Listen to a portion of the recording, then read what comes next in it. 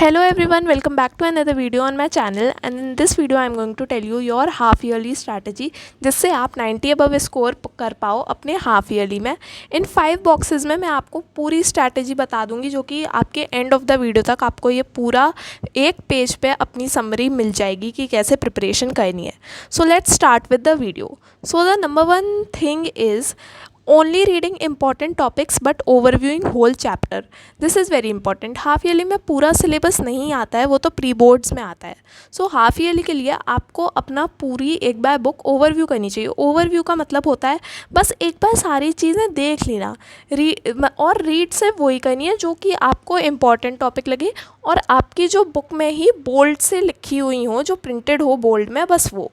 And आपको questions पढ़ लेने हैं एक बार जो आपकी बुक में दिए हुए हैं, मतलब साइंस में मेनली कंसाइज में दिए होते हैं ऐसे। So you can do that. And आपको बस एक ओवरव्यू लेकिन आपको लेना है चैप्टर का। आप बिल्कुल ऐसे नहीं छोड़ सकते हो, लेकिन आपको एक बार ओवरव्यू लेना पड़ेगा। एंड आप रीड सिर्फ इंपॉर्टेंट टॉपिक्स करो जो आपको टेबल्स वगैरह में दे रखे हों। So that is it. Now second point is paying attention on diagrams in physics and biology. तो क्या करना है कि जैसे कि लाइट के डायग्राम्स बहुत ज़्यादा इंपॉर्टेंट होते हैं, तो आपको इन डायग्राम्स को सिर्फ एक बार देख के नहीं छोड़ देना है। आप एक पेपर लो अलग से एंड उस पर ये डायग्राम खुद से बना के देखो एक बार। बिल्कुल अच्छे से नहीं बनाना है, रफली बना लेना है, बिल्कुल ऐसे ही पेंसिल पेन ऐसे ही बना लो, लेकिन आपको एक बार लेबलिंग करनी आनी चाहिए। And same goes to biology. सारे डायग्राम्स नहीं, जो बहुत इंपॉर्टेंट हो वही वाले बस। एंड इन्हीं दोनों में डायग्राम्स आते हैं। एंड स्पेशली मैंने ये बात बोली है फिज़िक्स के लिए for the light chapter. So now coming to the third point, that is focus on learning in subjects like HCG, English and Hindi 1 day before exam। तो फिर आप कितना, लेकिन अगर आपके एग्ज़ाम में अभी 1 वीक बचा है हाफ ईयरली में, तो आप अभी से थोड़ा ध्यान देना स्टार्ट कर सकते हो, जिससे कि आपको अगले हफ्ते तक भी थोड़ा याद रहेगा। लेकिन अगर आपका कल ही एग्ज़ाम है तो फिर आप अपना चैप्टर रीड करो और रीड करते करते ही उसे याद करो। ये जूलियस सीज़र में तो डेफिनेटली करना ही है। आप एक्सट्रैक्ट पढ़ो सीधे। एंड ये आप हिस्ट्री एंड जोग्राफ़ी में भी कर सकते हो। क्वेश्चन आंसर्स पे ज़्यादा टाइम मत वेस्ट करना एक दिन पहले एग्ज़ाम्स के। बस आपको, और जो आपने पॉइंट्स लिखे हो अपनी समरी में, या फिर अगर आपने नोट्स बनाए हो, नोट्स नहीं मतलब ऐसे ही पॉइंटर्स लिखे हो जैसे मैंने लिखे हुए हैं, तो आप उन्हें रीड कर सकते हो।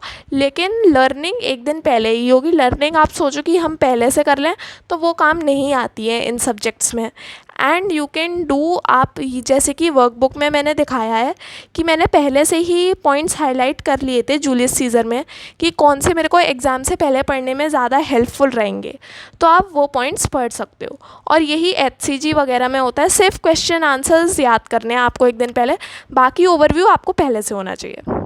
Fourth point is question practice 1 week before exam, never 1 day before exam. MCQs must. तो फिर इसका क्या मतलब है कि आपको एक दिन पहले एग्ज़ाम के कोई क्वेश्चन आंसर प्रैक्टिस नहीं करनी है।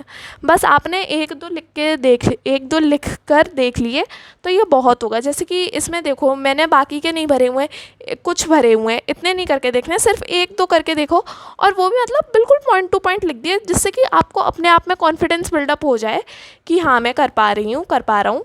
एंड आपको MCQs तो भर देने हैं, MCQs में कोई टाइम नहीं लगता है।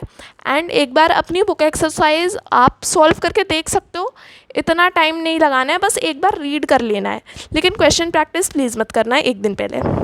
Now fifth and the last is don't pay attention to the marks on the day of result, don't be demotivated and focus on your boards. ये मैं इसलिए कह रही हूँ क्योंकि कुछ स्टूडेंट्स क्या करते हैं, हाफ ईयरली के मार्क्स से ज़्यादा डीमोटिवेट हो जाते हैं अगर उनके 70 से 90% के बीच में आते हैं। अगर आपके 70 to 90% के बीच में मार्क्स आएँ तो कोई बात नहीं है, टीचर्स टफ चेकिंग करते हैं जानबूझकर हाफ ईयरली में। सो उस पर ध्यान मत देना। Thanks for watching.